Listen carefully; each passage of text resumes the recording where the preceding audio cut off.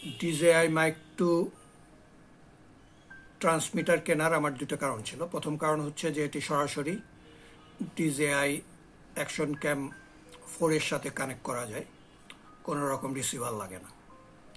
আর দ্বিতীয় কারণ হচ্ছে যে এই ট্রান্সমিটারে 8 GB একটা মেমোরি আছে, ইন্টারনাল মেমোরি, যার ফলে এটি স্ট্যান্ড অ্যালোন ভয়েস রেকর্ডার হিসেবে কাজ করে।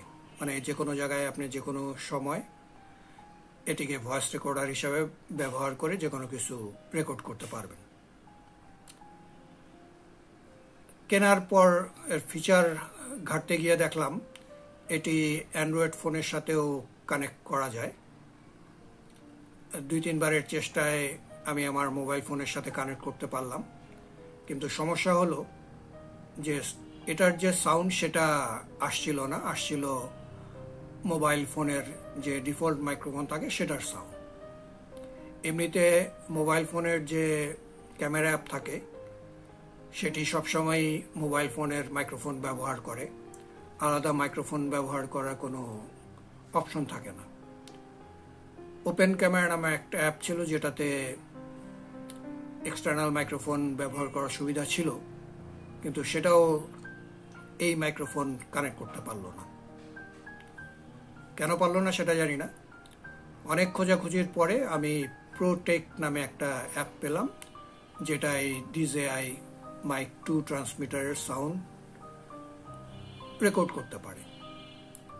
তো গতকাল রাতেই এটা আমি ইনস্টল করে টেস্ট করেছিলাম, দেখলাম যে হ্যাঁ সত্যি এটা সাউন্ডটা রেকর্ড করে। এই মুহূর্তে আমি প্রোটেক অ্যাপ দিয়েই রেকর্ড করছি। কেমন সাউন্ড শোনা যাচ্ছে আপনারা এটা জানাবেন। তবে ব্লুটুথ মোডে কানেক্ট করার একটা খারাপ দিক হলো এই মাইক 2 ট্রান্সমিটারের যে অডিও